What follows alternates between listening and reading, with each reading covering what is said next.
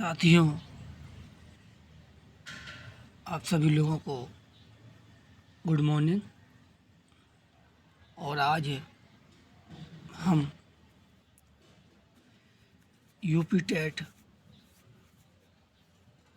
First और second paper की आपको प्रॉपर तैयारी कराने जा रहे हैं। और हमारा आज से पहला टॉपिक हिंदी होगा।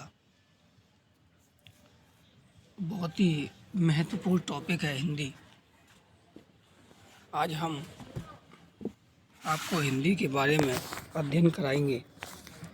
चलिए शुरू करते हैं। वर्ण भाषा की सबसे छोटी मौखिक ध्वनि या उसके लिखित रूप को वर्ण या अक्षर कहा जाता है। स्वर स्वर उन ध्वनियों को कहते हैं जो बिना किसी अन्य वर्णों की सहायता के उच्चारित किए जाते हैं। स्वतंत्र रूप से बोले जाने वाले वर्ण स्वर कहलाते हैं। हिंदी भाषा में मूल रूप से 11 स्वर होते हैं। छोटा आ बड़ा आ, छोटी ई बड़ी ई, छोटा ऊ बड़ा ऊ ऋषि, छोटा ए बड़ा ए, छोटा ओ बड़ा ओ आदि। हिंदी भाषा में री को आधा स्वर अर्ध स्वर माना जाता है, अतः इसे स्वर में शामिल किया गया है। अग्र स्वर जिन स्वरों के उच्चारण में जिह्वा का आगे का भाग सक्रिय होता है उसे अग्र स्वर कहते हैं। जैसे बड़ी ई, छोटा ए, बड़ा ए, छोटा आ और छोटी ई। पश्च स्वर जिन स्वरों के उच्चारण में जिह्वा का पीछे का भाग सक्रिय होता है उससे पश्च स्वर कहा जाता है। जैसे बड़ा आ, छोटा ऊ बड़ा ऊ, छोटा ओ बड़ा ओ और ओ। संवृत स्वर संवृत का अर्थ होता है कम खुलना, अर्थात जिन स्वरों के उच्चारण में मुख कम खुलता है उन्हें संवृत स्वर कहते हैं। जैसे बड़ी ई और बड़ा ऊ। उच्चारण के आधार पर स्वर के भेद।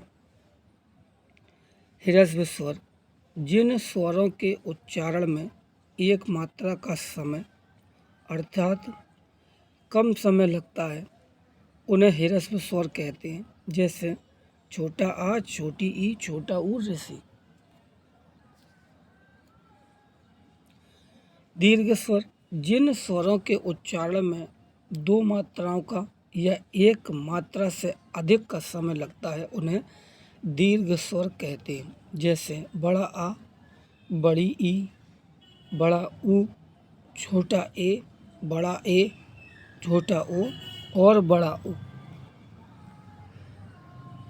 लुप्त स्वर जिन स्वरों के उच्चारण में दो मात्राओं से भी अधिक समय लगे लुप्त स्वर कहलाते हैं। जैसे लुप्त स्वर ओम। स्वर ह्रस्व स्वर छोटा आ, छोटी ई, छोटा ऊ और री। दीर्घ स्वर बड़ा आ, बड़ी ई, बड़ा ऊ, छोटा ए, बड़ा ए, छोटा ओ और बड़ा ऊ। अर्ध स्वर छोटी ई, छोटा ऊ, बड़ा आ, बड़ा ए और बड़ा ओ। वृत्ताकार स्वर बड़ा आ, छोटा ऊ, बड़ा ऊ, छोटा ओ और बड़ा ओ। मूल स्वर छोटा आ, छोटी ई, छोटा ऊ और री। अग्र स्वर छोटी ई, बड़ी ई, छोटा ए, बड़ा ए। मध्य स्वर छोटा आ। पश्च स्वर बड़ा आ, छोटा ऊ, बड़ा ऊ, छोटा ओ, बड़ा ओ और ओ। संवृत स्वर बड़ी ई और बड़ा ऊ। व्यंजन स्वरों की सहायता से बोले जाने वाले वर्ण व्यंजन कहलाते हैं। हिंदी वर्णमाला में कुल मूल व्यंजनों की संख्या 33 है। व्यंजनों के भेद उच्चारण की दृष्टि से व्यंजन 4 प्रकार के होते हैं। नंबर 1 स्पर्श व्यंजन, नंबर 2 अंत्यस्थ व्यंजन, नंबर 3 ऊष्म व्यंजन, नंबर 4 संयुक्त व्यंजन। नंबर 1 स्पर्श व्यंजन कंठ, तालव्य, मूर्धा, दंत, ओष्ठ के परस्पर स्पर्श से बोले जाने वाले वर्ण स्पर्श व्यंजन कहलाते हैं। स्पर्श व्यंजनों की संख्या 25 है। इसमें शुरू के 5 वर्ग आते हैं, जिसमें का वर्ग का खा गाड़ा, चा वर्ग छा छा जा झा या, टा वर्ग टा ठा डा डा अड़ा, ता वर्ग ता था दा धा ना, पा वर्ग पा फा बा भा मा। अंत्यस्थ व्यंजन जिन वर्णों का उच्चारण स्वरों और व्यंजनों के बीच स्थित हो उसे अंत्यस्थ व्यंजन कहते हैं। यानी जिन व्यंजनों का उच्चारण करते समय भीतर से बाहर की ओर शक्ति लगती है। अंत्यस्थ व्यंजनों की संख्या 4 है। या, रा, ला, वा। यारा, लावा।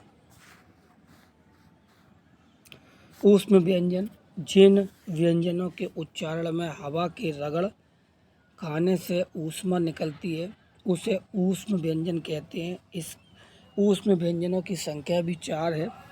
सा, शा, सा, सा, हा। शा, सा, हा। संयुक्त व्यंजन दो व्यंजनों के मूल से बना व्यंजन संयुक्त व्यंजन कहलाता है। संयुक्त व्यंजनों की संख्या 4 है। छा, त्रा, ग्या, स्रा।